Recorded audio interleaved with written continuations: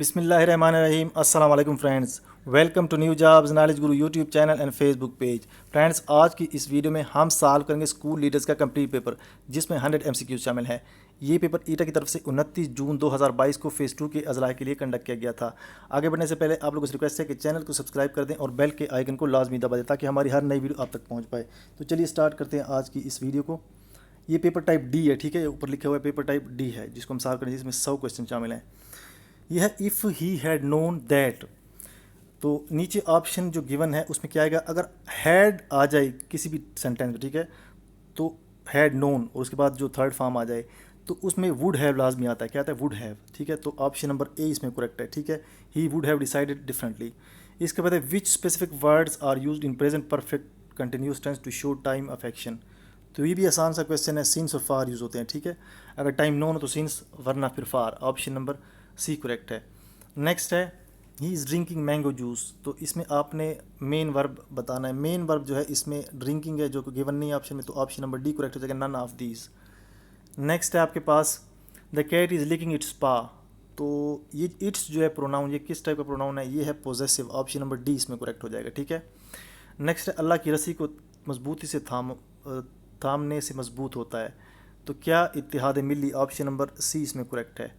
Next है कि रूह से जो शख्स किसी खुराक को 40 दिन तक ज़ख़ीरा करे तो वो अल्लाह ताला से बरी और अल्लाह ताला उससे बरी है। तो ये क्या, ये हदीस है। क्या है? हदीस। ऑप्शन नंबर बी इसमें करेक्ट है। नेक्स्ट है which one of the following is factor of. तो इसमें फैक्टर कौन सा है? तो इसमें ऑप्शन बी करेक्ट है। आपने क्या करना है, जो एक्स की वैल्यू है उसका अपोजिट इसमें लगाना है। फर्स्ट करो एक्स माइनस वन है तो वन लगाएं, एक्स प्लस टू है तो माइनस टू लगाएं, इसमें एक्स माइनस टू है तो प्लस टू लगाएं, ठीक है।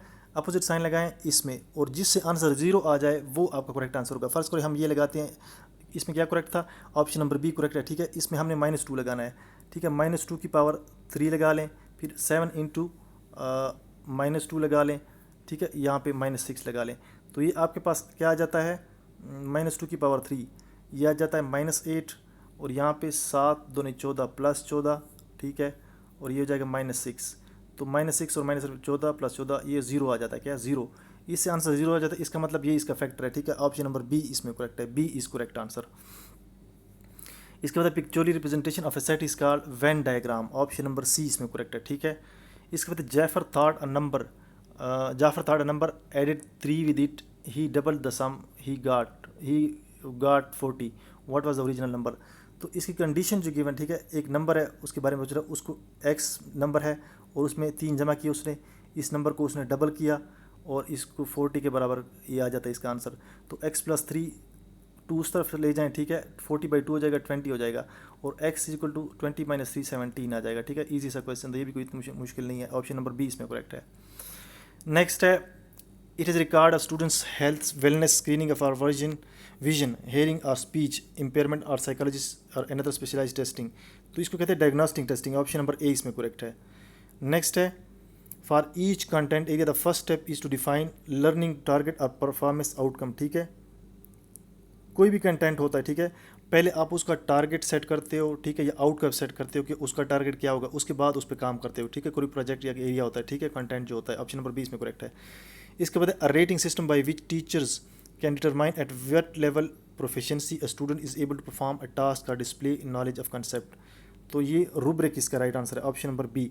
इनको हम एक्सप्लेन इसलिए नहीं कर रहे या रेफरेंस नहीं दे रहे क्योंकि वीडियो काफ़ी लंबी हो जाएगी। हमने मेन जो है वो आईक्यू के क्वेश्चन या जो आपके एनालिटिकल होते हैं उस पर थोड़ा सा टाइम लगाना है, ठीक है, उसको समझाने में टाइम लगता है। बाकियों का मैं सीधा सीधा आंसर बताऊँगा, ठीक है। नेक्स्ट है the teacher only has indicate whether or whether not an elements are present in performance. तो इसको कहते हैं anecdotal approach. Option number B इसमें करेक्ट है। नेक्स्ट पेज पे चलते हैं। 14 नंबर है what are the key characteristic of portfolio assessment. तो ये ऊपर वाले सारे ठीक हैं, इसको आप खुद देख लें, ठीक है। ये हमने पहली वीडियो में बताया था तफसील से, तो आप इसको खुद चेक कर लें। ये सारी ऑप्शंस ठीक है, ऑप्शन डी करेक्ट है, ऑल ऑफ द अबव। इसके बाद classroom observation couldn't be used at secondary level. Option number D इसमें करेक्ट है, ठीक है। नेक्स्ट है after the failure of Cripps mission the British government sent a mission of 3 members to British cabinet, ठीक है, 3 members, 3 बंदों का उन्होंने मिशन भेजा था। ऑप्शन डी करेक्ट है। इसके बाद in order to make aware the Indians of the modern science British establish in education institute in 1857 universities were establish in Madras, Kolkata and Bombay, ठीक है, ऑप्शन नंबर बी इसमें करेक्ट हो जाएगा। इसके बाद है goitre is disease in which thyroid gland present in neck enlarges resulting swelling in neck. Goitre is mineral deficiency, iodine की वजह से होती है, ठीक है, ऑप्शन नंबर बी इसमें करेक्ट है। नेक्स्ट है organic molecules which are not permanently attach to enzyme and most derive from vitamins, तो ये कौन एंजाइम्स कहलाते हैं, ऑप्शन नंबर बी इसमें करेक्ट है, ठीक है। नेक्स्ट है which one of the following is function of micro nutrients nickel nitrogen metabolism, option number A इसमें करेक्ट है। नेक्स्ट है to my delight every one arrived on time, ये भी इजी सा क्वेश्चन है, इसमें अब्स्ट्रैक्ट नाउन आपने बताना है, ये डिलाइट अब्स्ट्रैक्ट नाउन है, ठीक है, ऑप्शन नंबर बी इसमें करेक्ट है, ठीक है। नेक्स्ट चलते हैं ऑप्शन क्वेश्चन 23-22 पे, ये था 22 पे चलते हैं। आई वॉज वेरी टायर्ड, ठीक है, कंसिक्वेंटली आई कुडंट स्लीप, जिसकी वजह से या जिसके नतीजे में मैं नहीं सो सका, ऑप्शन नंबर डी इसमें करेक्ट है। इसके बाद the right substitute for the phrase to cut off the head is, तो यह डीकैपिटेट, ठीक है, ऑप्शन नंबर सी इसमें करेक्ट है। इसका एंटेनिम सिनोनिम मांगा है, इसका जो मुतरादिफ लफ्ज़ है इस जुमले का, ठीक है। नेक्स्ट है how many syllables are there in the word material, 4 syllable हैं इसमें, ऑप्शन नंबर ए इसमें करेक्ट है। नेक्स्ट है when and whom put the matter of Pakistani interference in Kashmir at security council of UN, तो ये India था on 1 January 1948, option number C इसमें correct है। इसके बाद what was the strength of national assembly committee task with drawing the 1973 constitution, 25 strength थी, option number D इसमें correct है। Mahatma Gandhi was barrier of non violence, option number D इसमें correct है। Next है find the value of x if L G if log under x is equal to √3x is equal to 16, तो इसको आप किस तरह लिख सकते हैं, ये आप किस तरह लिख सकते हैं, अंडर रूट 3 की power 16 is equal to x, ठीक है।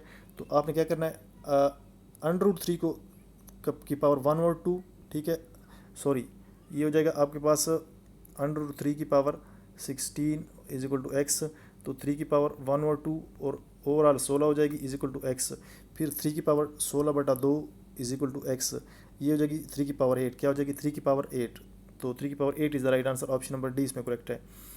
नेक्स्ट है a typical capacitor in MP3 player has microfarad capacitance है, if a charge of 5 microcoulomb, जो कि चार्ज 5 माइक्रोकूलम है on the plate, the voltage across the capacitor, तो इसका फार्मूला है Q is equal to CV, आपने V मालूम करना है तो Q/C हो जाएगा, Q यहाँ पे है क्या 5 और ये है 0.1, तो इसका आंसर आपके पास आ जाएगा 50, ऑप्शन नंबर बी इसमें करेक्ट है।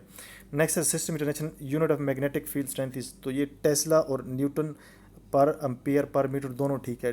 ये जो होता है Tesla F is equal to BIL होता है, क्या कहते हैं BIL, ये B जो है आपके पास मैग्नेटिक फील्ड है, I जो है करंट है और L जो है ये लेंथ है, तो F/BI आपके पास आ जाएगा LI, F/LI is equal to B, तो F जो है न्यूटन है, L जो है मीटर है, I जो है एम्पियर है, न्यूटन पर एम्पियर पर मीटर, तो इसके दोनों आंसर ठीक है A और B, तो ऑप्शन नंबर डी इसमें करेक्ट है, ठीक है, both A and B। Next है 31 number question, a driver is traveling at 18 meters per second when he sees a red light ahead, the deceleration required to drive to stop the car at a intersection is, कितनी डिसलेशन होनी चाहिए, acceleration का जो opposite होता है कम होती है acceleration तो उसको डिसलेशन कहते हैं। He if he applies brakes when he is 20 metre from the intersection when he sees the light, तो फाइनल वेलोसिटी उसकी क्या है 0 है, ठीक है, VF², हाँ फाइनल वेलोसिटी 0 है, इनिशियल वेलोसिटी 18 है और डिस्टेंस है 2, तो इसमें आपके पास इक्वेशन ऑफ मोशन होती हैं 3, उसका एक इक्वेशन लगेगी, थर्ड इक्वेशन जो है VF² माइनस VI², ठीक है, VI², तो ये 0 है आपके पास, तो माइनस क्या हो जाएगा 18 का स्क्वायर हो जाएगा, -18 सॉरी ये हो जाएगा हाँ -18 का स्क्वायर, ये माइनस बाहर है इससे, ठीक है, तो ये माइनस में आंसर आएगा, ये हो जाएगा 2AS, क्या हो जाएगा 2AS, तो A आपके पास 40 है तो यह आ जाएगा 40, 2AS 40 है, 40 इंटू आपके पास आ जाएगा, आपने मालूम क्या करना है,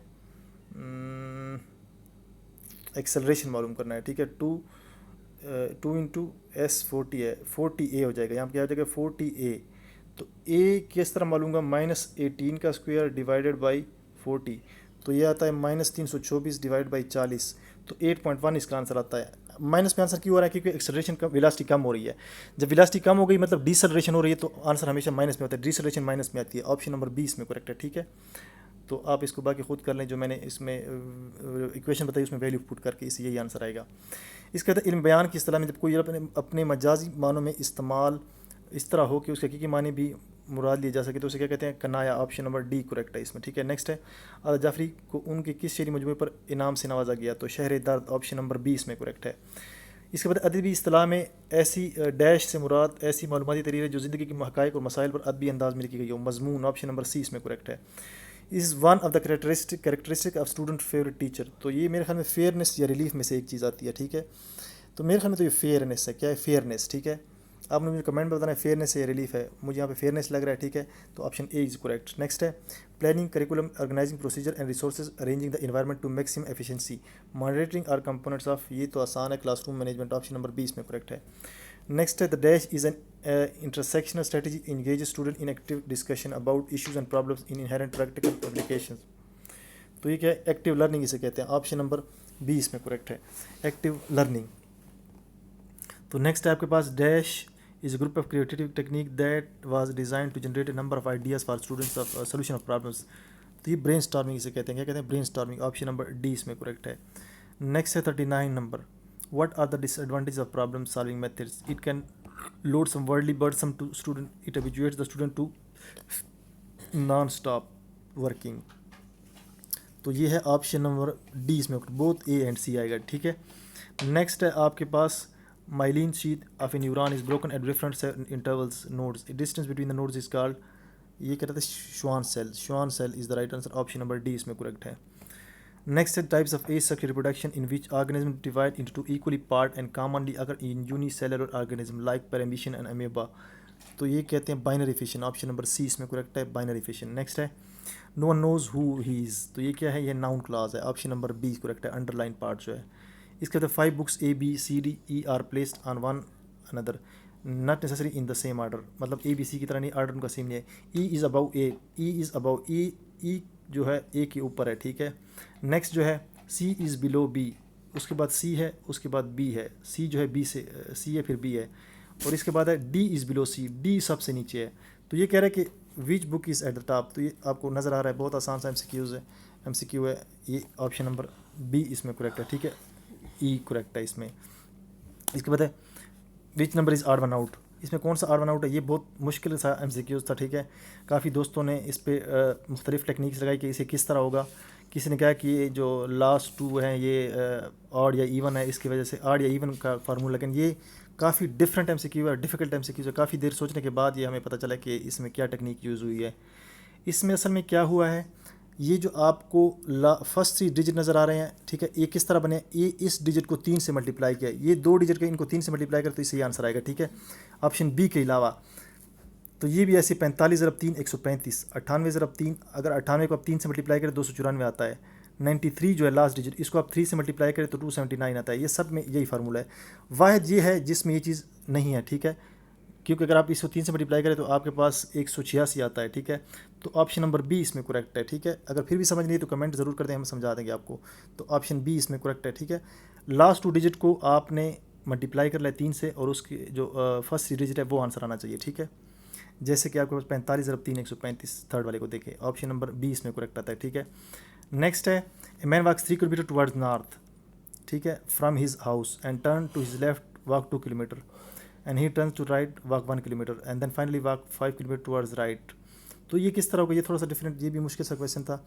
यहाँ नॉर्थ की जानब जाता है, नॉर्थ फर्स्ट करे ऊपर है, यहाँ पे नॉर्थ है, ये क्या ऊपर नॉर्थ है। तो अब यहाँ से वो स्टार्ट ले गया, ये 3 किलोमीटर गया, कितना गया? 3।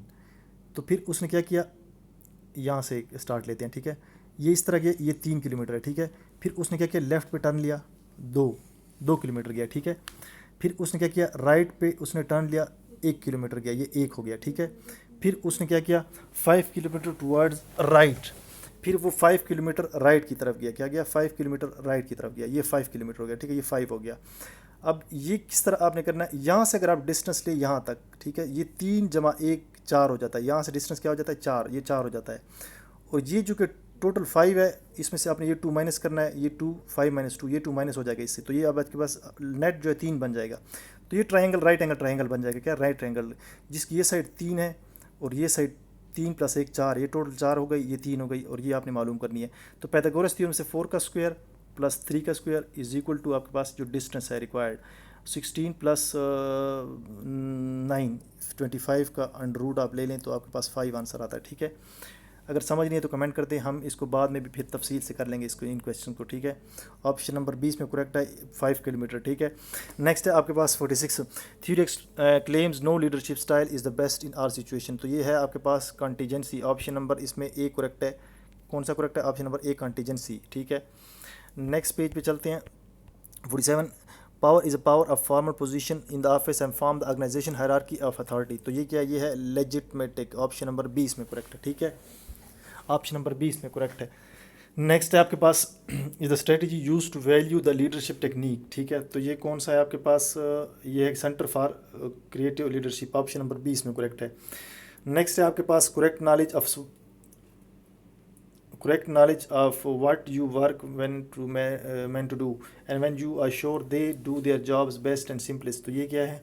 आर्ट ऑफ मैनेजमेंट, ये ऑप्शन नंबर 20 में करेक्ट है। नेक्स्ट है which the following are considered to be activities that are intrinsically motivated, जो आपको अंदर से मोटिवेट करती हैं, बाहर से नहीं, ठीक है। आपकी इंस्टिंक्ट में होती है, मतलब आपके अंदर आपको मोटिवेट, हर बंदे में ये चीज़ होती है। तो ये क्या चीज़ है? ये एक्टिविटीज़ परसीव्ड एज चैलेंजिंग। आपको कोई भी चैलेंज देता है, ठीक है, मुश्किल चैलेंज, आम जिंदगी भी आपको कोई चैलेंज देता है तो आपको अंदर से एक मोटिवेशन क्रिएट होती है। तो ये होती है as perceived as challenging, activities perceived as challenging इसे कहते हैं। ऑप्शन नंबर ए करेक्ट है। इसके बाद है read the passage below and answer question of 51 to 55। A, B, C, D, E, F and G are sitting along a circle facing at the center and are playing cards। तो ये 5 लोग हैं जो कि कार्ड्स खेल रहे हैं, circle में बैठे हैं, ठीक है। और क्या करें, फेसिंग, उनका जो फेस है सेंटर की तरफ है, एंड प्लेइंग कार्ड्स।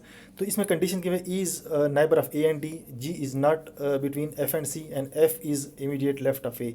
यहाँ पे ईटा ने फिर मिस्टेक की हुई है। अगर आप क्वेश्चन नेट से लेते हो और कंडीशन, ये वाली कंडीशन गलत है, ये यहाँ पे लेफ़्ट नहीं है, यहाँ पे राइट है, ठीक है।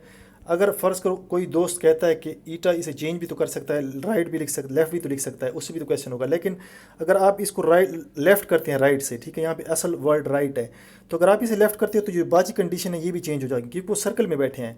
एक की पोजीशन अगर आप चेंज करते हैं तो बाकी जो ऊपर वाली कंडीशन है ये टोटली चेंज हो जाएंगी, ठीक है। यहाँ पे इन्होंने गलती की है, ये राइट है, लेफ़्ट नहीं है, ये क्या है, ये राइट है, ठीक है। मैं आपको क्वेश्चन दिखा भी देता हूँ, लेफ़्ट करने से बाकी सारी पोजीशन डिस्टर्ब हो जाती हैं, ठीक है। तो चलते हैं ये सोल्यूशन के साथ जहाँ से एक क्वेश्चन लिया गया है, ठीक है। पहले वो आपको दिखाता हूँ। पहली चीज़ ये कि लेफ़्ट और राइट क्या है।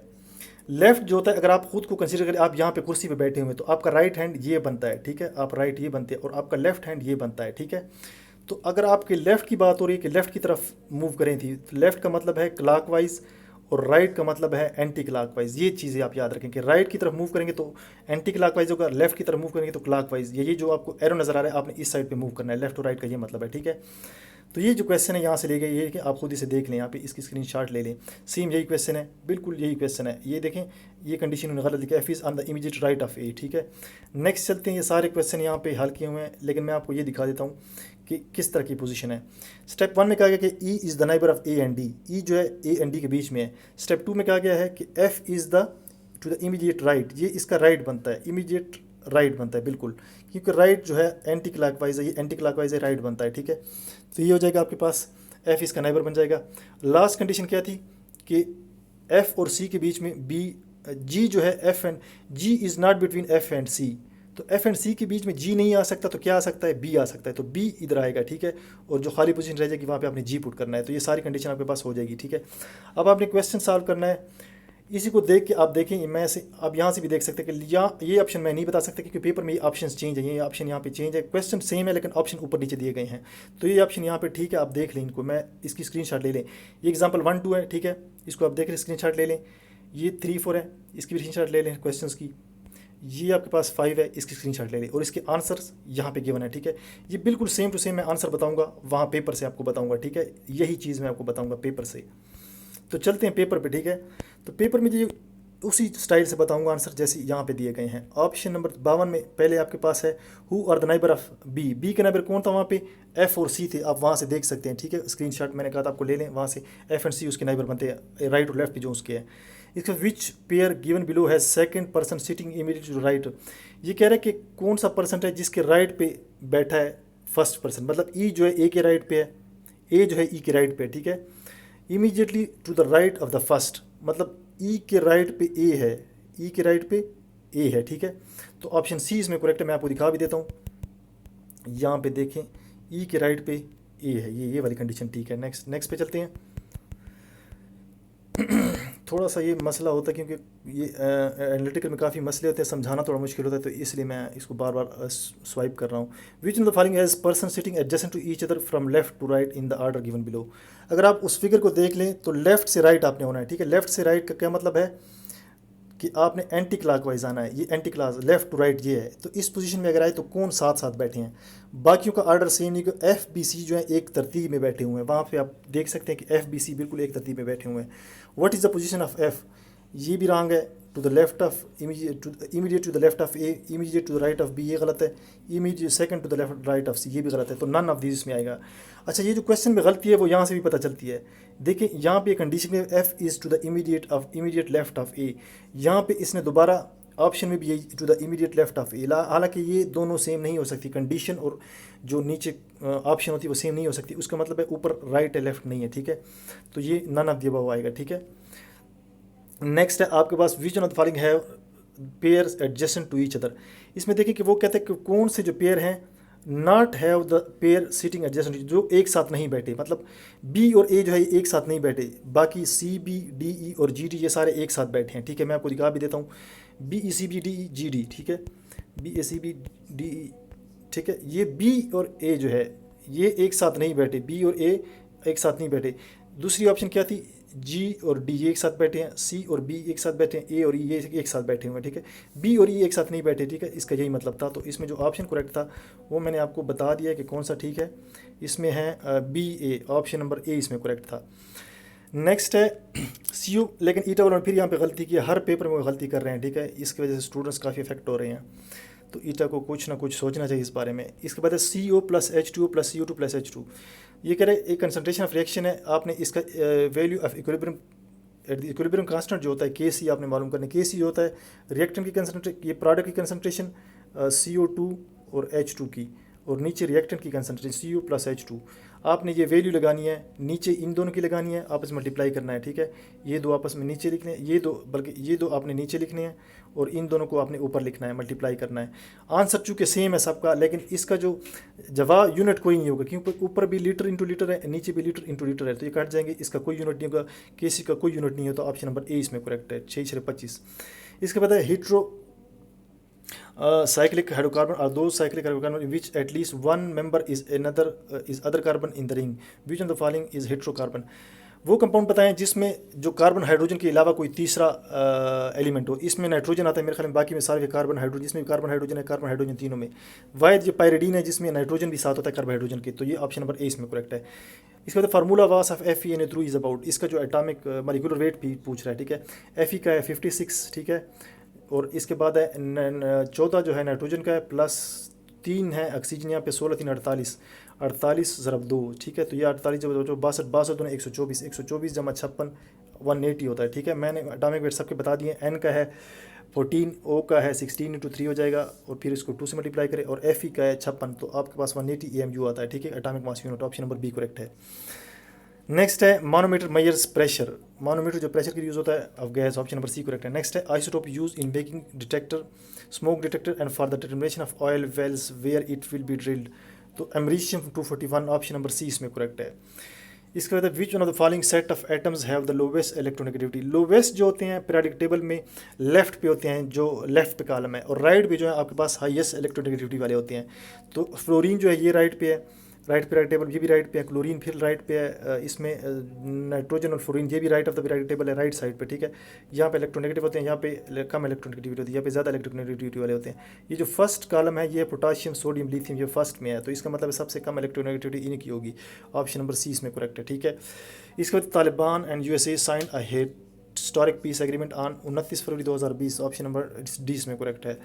Which country has the most post office in the world, it is India, option number C इसमें करेक्ट है, ठीक है। नेक्स्ट है आपके पास 64 नंबर क्वेश्चन। ये क्या कहता है यहाँ पे, A photograph measuring 7.5 cm by 3.5 cm to be enlarged. If enlargement of the longest side is 10.5, what is the strength of length of shortest side? ठीक है, अगर एक साइड आप लंबी करते हैं तो दूसरी भी लंबी हो जाएगी।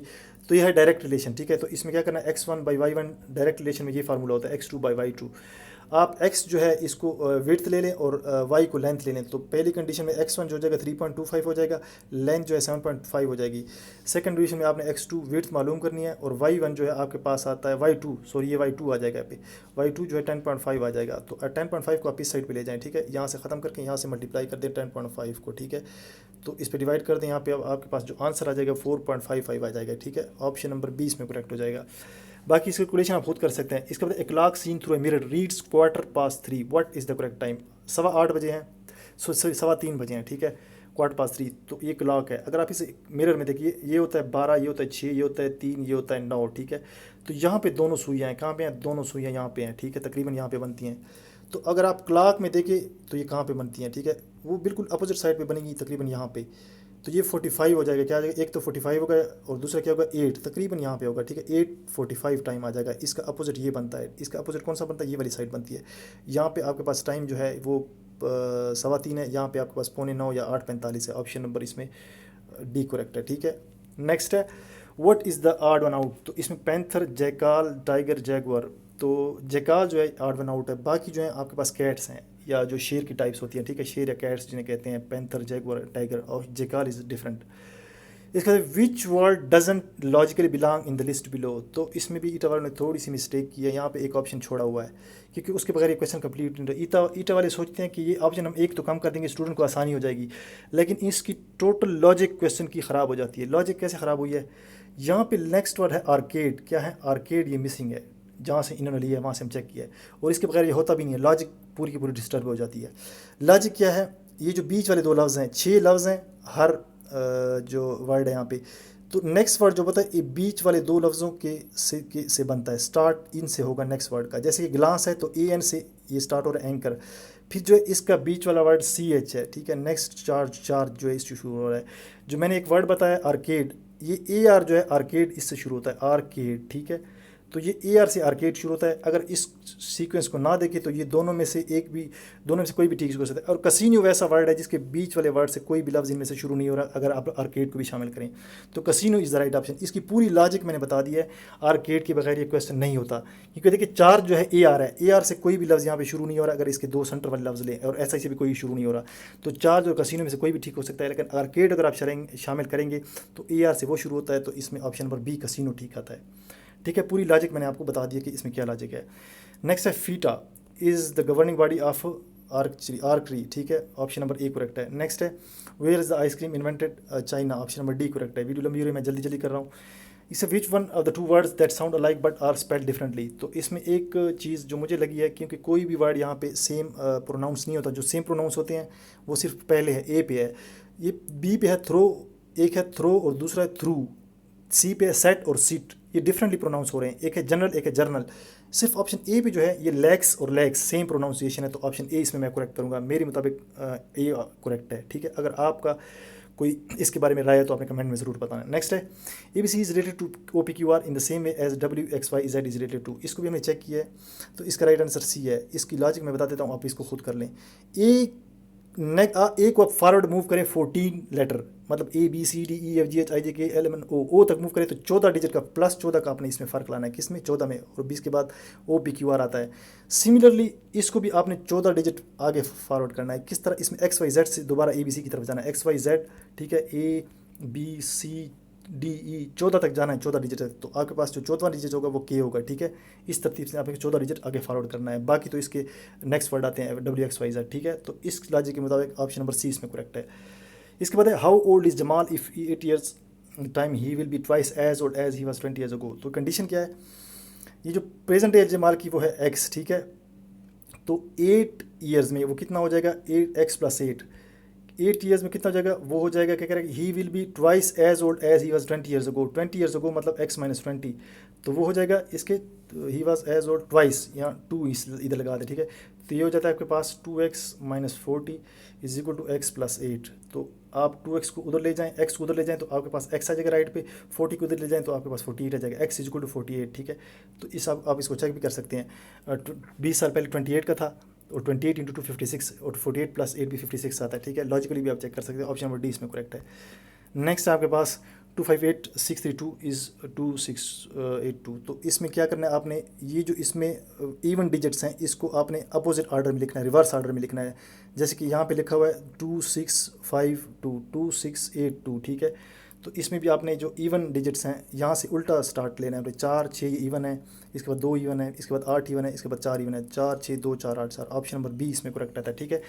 आपने इवन डिजिट्स को रिवर्स ऑर्डर में लिखना है, 46284, ठीक है। नेक्स्ट है आपके पास व्हाट डू यू फॉलोइंग का हैव इन कॉमन। तो इसमें ऑप्शन नंबर ए करेक्ट है। ए में आप खुद इसको चेक कर लें, मैं इसको मेरे ख्याल में मैंने चेक किया एक दफ़ा, इतना टाइम नहीं है कि मैं इसको एक एक को चेक करूँ।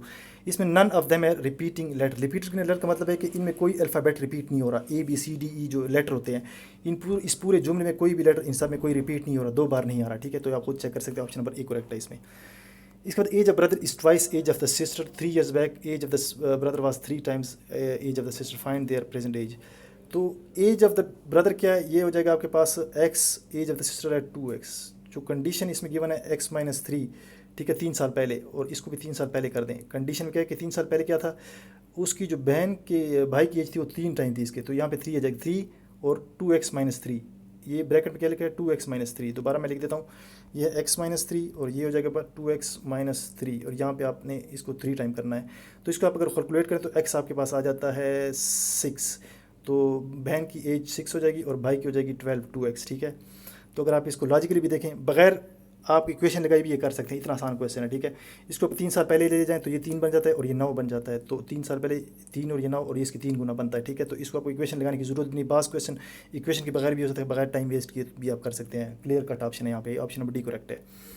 इसके बाद है find the set in which similar to the given set. तो इसमें आपने क्या करना है, इसमें आपने 6 में 9 जमा करना है 15, और 15 में 12 13 जमा करना है 28। तो इसी सीक्वेंस को आप देखते हुए ऑप्शन नंबर डी करेक्ट है। 6 में पहले में आपने 9 जमा करना है, उसके बाद 13 जमा करना है, ठीक है। तो ऑप्शन नंबर डी इसमें करेक्ट है। नेक्स्ट है the colour of the cap is quite different from that one. तो ये क्या है, ये एडवर्ब है, ऑप्शन नंबर बी इसमें करेक्ट है। नेक्स्ट है मोहम्मद बिन कासिम की कमान में फ़ौज सबसे पहले पहुंची, ये क्या थी, option Makran, option number C correct है। एक काफिर ने किसके कहने पर हज़रत सल्लल्लाहु अलैहि वसल्लम की पुष्ट मुबारक पर ओजरी रख दी, तो ये अबू जहल है, ऑप्शन नंबर सी करेक्ट है। फितना क्या है, ये ऑप्शन नंबर बी करेक्ट, इस्लाम के रास्ते में रुकावट रोड अटकाना, बाकी आप खुद चेक कर लें। इसके बाद है find the constant A and B such that x = -1 and x = 1 are both solution to the equation. तो आपने इसमें क्या करना है, 2 इक्वेशन बनानी है, एक दफ़ा x - 1 पुट करना है, एक दफ़ा x + 1। तो मैं इस इक्वेशन में एक दफ़ा x + 1 पुट करूँगा तो मेरे पास a + b = 2 आ जाएगा। दोबारा जब -1 पुट करूँगा तो दूसरी इक्वेशन में a - b = 2। इन दोनों इक्वेशन को सॉल्व करूँगा तो ये b कट जाएगा, यहाँ पे आपके पास मेरे पास आ जाएगा ये -2 आता है, ठीक है, या -2, ठीक है। तो ये -4, 2a = -4, a = -2, a = -2 पुट करूँगा तो इस इक्वेशन में मैं b मालूम करने के लिए यहाँ पे वो पुट करूँगा, ठीक है, -2 + b = -2। तो यहाँ से b मेरे पास 0 आता है, ठीक है। तो ये आपके पास ऑप्शन ए करेक्ट हो जाएगा। नेक्स्ट है 82 नंबर। ये काफ़ी डिफरेंट क्वेश्चन है और मुश्किल क्वेश्चन है थोड़ा सा, ठीक है। 82 को आप खुद देख लें, मैं इसका सोल्यूशन आपको दिखा देता हूँ। ये सोल्यूशन है बुक से लिया गया है, ठीक है। इसको स्क्रीनशॉट ले लें आके और इसको खुद सॉल्व कर लें, ठीक है। अयोटा ये जो आपको W नज़र आ रहा है, ठीक है, इसको भी आप जिन्होंने मैथ को पढ़ा हुआ है, ठीक है, उनको इस चीज़ का आइडिया है, ठीक है। नेक्स्ट है आपके पास Salma bought a school bag for Rs 750, she sold it her cousin at Rs 825, find the profit। सबसे इजी क्वेश्चन मैथ का यही आया है।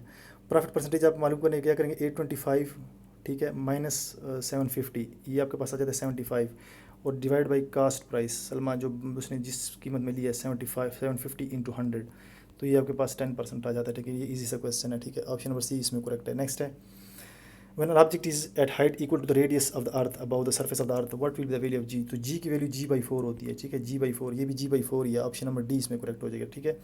इसके बाद when a weight of 40 Newton is hung from a twice original length 2 meter, its new length will become 2.3। तो यहाँ पे जो लेंथ में चेंज आई उसे कहते हैं x। तो x की लेंथ में चेंज कितनी है, ये 0.3 जो चेंज है ये लेंथ में, ठीक है, इंक्रीज़ हुई है, और f 40 है, तो आपने कांस्टेंट मालूम करना है। f = kx जो होता है ये होता है आपके पास कांस्टेंट, f = kx होता है तो x नीचे आ जाएगा इसके, तो x जो है 0.3 है और f जो है 40 है, 40 / 0.3 आपके पास आ जाता है 133.3 Nm/m। इसके बाद आलाम का मुतरदिफ है दुख मुसीबतें मसाइम तमाम, ऑप्शन नंबर डी इसमें करेक्ट है। गज़ल के किस शेर को मक्ता कहते हैं, आखिरी शेर, ऑप्शन नंबर सी इसमें करेक्ट है। 82 से जो 92 क्वेश्चन है, ठीक है, वो भी हम आपको दिखा देते हैं कि किस तरह करने आपने, ठीक है। ये भी ज़रा सा एनालिटिकल क्वेश्चन है, इस पर थोड़ा टाइम लगेगा, ठीक है। मैं जल्दी जल्दी बताऊंगा, ठीक है। यहाँ पे बाकी आप खुद देख लें। व्हेन वेट ऑफ 40, ये तो नीचे वाला क्वेश्चन है, यहाँ से लेंगे हम, ठीक है। रीड द पैसेज बिलो, ठीक है। ABCDEFGH are heights of students, ये डिफरेंट हाइट्स है, 7 स्टूडेंट्स है टोटल, ठीक है। तो इसमें कंडीशन क्या गिवन है, D is shorter than A but taller than G। आपने पहली कंडीशन ये देखी, D is shorter than A, D जो है A से कम है और G से ज़्यादा है। E जो है वो C से कम है, H से ज़्यादा है। तीसरी कंडीशन है B जो है वो D से कम है और F से ज़्यादा है, ठीक है। ये तीनों कंडीशन यहाँ पे गिवन है, आप कंडीशन देख ले। C is shorter than D और G is shorter than F, ये भी कंडीशन है। G जो है वो C से कम है, F जो है वो G से कम है। ये सारी कंडीशन, अब आपने इनको हाइट वाइज अरेंज करना है। ये ऊपर जो हाइट बढ़ रही है, ऊपर वाले जो हैं जितने भी, इनकी हाइट ज़्यादा है और नीचे वालों की हाइट उनसे कम है, ठीक है। ये हाइट एरो जो हाइट के निशान को शो कर रहा है, मतलब जो ऊपर है उसकी हाइट ज़्यादा है, नीचे की वाले की हाइट कम है, ठीक है। अब आपने इसी कंडीशन को देखते हुए इसको अरेंज करना है। अब आपने पहले AD लिख लिया है, ठीक है। उसके बाद आपने क्या करना है, यहाँ पे अगर कंडीशन देखे ADG तो यहाँ पे है, लेकिन G से क्या है, ADG के बीच में B और F कहाँ से आ गया। यहाँ पे आप देखें कि F जो है वो G से ज़्यादा है, ठीक है, तो F G के ऊपर आ जाएगा। और B जो है वो G से भी ज़्यादा है, ठीक है, तो B जो है F के ऊपर आ जाएगा, ठीक है। और C की जो हाइट है वो क्या है, G से कम है। C की हाइट G से कम है, इसका मतलब C इसके नीचे आएगा, तो ये CEH हो जाएगा, FBH। इसी तरतीब को देखिए, सारे क्वेश्चन मैं आपको बताता हूँ, यहाँ से मुझे थोड़े से याद है क्वेश्चन। तो आप कंडीशन 1 को देखिए, which one of the following is definite false, G is shorter than F, G is shorter than F, ये गलत है, ठीक है। G is shorter than F, ये ठीक है बिल्कुल। और इसके बाद C शार्टर देन F, दूसरी condition F is taller than C, F is taller than C, ये तीनों कंडीशन ठीक है, all are true. Second condition में वो क्या कहता है, if another student J who is taller than E but shorter than G is added to the group, which one of the following will be true। ये कह रहा है कि another student J है, वो क्या कहते हैं, G से कम है और E से ज़्यादा है। ये यहाँ पे C के आसपास होगा, C के बराबर नहीं होगा। वहाँ पे अगर बैठ जाता है, आ जाता है इसमें, इस रो में, तो उसकी क्या कंडीशन होगी। तो इसके मुताबिक ये होगा D is taller than J। Option number 20 में करेक्ट हो जाएगा क्या, J is shorter than D। सिर्फ ये कंडीशन फुलफिल हो रही है, बाकी गलत हो रही है। बाकी आप चेक कर लें, सिर्फ B वाली कंडीशन ठीक हो रही है। नेक्स्ट क्वेश्चन मैं यहीं से डायरेक्ट बताऊंगा आपको। वो कह रहा है नेक्स्ट क्वेश्चन में कि ऊपर से जो तीसरा नंबर है वो किसका बनता है हाइट वाइज, ये B का बनता है। ऑप्शन नंबर 20 में करेक्ट है, A पे है वहाँ पे, ठीक है, ऊपर से तीसरी हाइट। नेक्स्ट क्वेश्चन में क्या कह रहा है कि F के नीचे जो है कितने लोग हैं जो इससे कम है हाइट में, तो 4 लोग हैं, ठीक है। यहाँ पे दोबारा हम देख लेते हैं, विच one of the following will be definitely 90 को देखें आप, थर्ड फ्रॉम द टॉप। तो मैंने बताया आपको B जो है थर्ड फ्रॉम द टॉप है हाइट वाइज, ठीक है, DAB। इसके बाद how many of them are definitely shorter than F, F से नीचे कितने हैं, 4 लोग हैं। ऑप्शन नंबर इसमें C करेक्ट है। नेक्स्ट जो यहाँ पे क्वेश्चन है वो है कि which one of the following is redundant to the answer all the above question. वो कह रहा है कि यहाँ पे जो कंडीशंस गिवन है 2, 3, 4, 5 डिफरेंट कंडीशंस, इनमें से कौन सी कंडीशन अगर गिवन हो, ठीक है, तो ये सारे क्वेश्चन हो सकते हैं। तो इसमें सारे कंडीशंस हमें चाहिए होती है, ऑल आर नेसेसरी। इन सारों के जवाब देने के लिए सारी कंडीशंस हमें चाहिए, ठीक है। ये नहीं कि कंडीशन पता हो तो हम कर लेंगे, सारी कंडीशन चाहिए, ऑल आर ट्रू। नेक्स्ट है आपके पास 3 of the following are like. Next question पे चलते हैं। In a certain way to form a group, find the odd one out. तो बर्ड, इंसेक्ट, एरोप्लेन, काइट में क्या डिफरेंट है, इंसेक्ट डिफरेंट है, क्योंकि इंसेक्ट ज़मीन पे करीब करीब उड़ते हैं, या ज़मीन पे भी होते हैं कीड़े मकोड़े। बर्ड, एयरप्लेन और काइट ये जो है हवा में होते हैं। ऑप्शन नंबर 20 में करेक्ट है। नेक्स्ट फिर वही टीचिंग और मैनेजमेंट की क्वेश्चन है, लीडरशिप के। Maxwell bureaucratic management theory include 2 fundamental components. तो इसमें ऑप्शन नंबर A और B दोनों ठीक है, आप खुद पढ़ लें, ठीक है। नेक्स्ट है, in this type of authority managerial mechanical assembly और authority structure is exceptionally free temperamental and includes dedicated adherents. Option number D इसमें करेक्ट है, डिज़ायरेबल अथॉरिटी। इसके बाद participatory management is a training that is used as an effort by dash to fulfil the employees and increase the productivity. इसमें administration या owner में से एक ठीक है, इन दोनों में से एक ठीक है, लेकिन मुझे जो ठीक लग रहा है वो एडमिनिस्ट्रेशन है। अगर आपको लगता है इसमें से ओनर ठीक है या कोई और ठीक है तो आपने कमेंट में बताना है, ठीक है। ये क्वेश्चन भी थोड़ा सा डिफिकल्ट है, इसकी भी सोल्यूशन हमें वैसे मिला नहीं है, लेकिन एक जगह पे थोड़ा सा इसका हिंट दिया गया था, तो ऑप्शन नंबर C इसमें करेक्ट है। तो नेक्स्ट क्वेश्चन की जाने पड़ते हैं 97। The great man describes as bound to read. Option number D correct है। नेक्स्ट है, according to dash teaching is a good only it awaken the resource the life those function which are in a stage of maturing. तो इसमें कौन सा option number A इसमें ठीक है, किसका है, वाइगोट्स्कन जो है, वाइगोस्कियन, ऑप्शन नंबर ए इसमें करेक्ट है। इसके बाद following are the aces of effective teaching except, ये है पैसिविटी, ऑप्शन नंबर डी इसमें करेक्ट है। नेक्स्ट है last question, according to Thorp and Gallimore view teaching effectiveness has the following perspective, तो स्टाइल, आउटकम, इंक्वायरी, सारे ठीक है, option number D इसमें करेक्ट है, ऑल ऑफ द अबव। तो दोस्तों ये था कंप्लीट पेपर। अगर वीडियो अच्छी लगी तो लाइक और शेयर लाजमी करना है, चैनल को भी सब्सक्राइब करना है। मिलते हैं नेक्स्ट में, तब तक के लिए इजाज़त दीजिए, अल्लाह हाफिज़।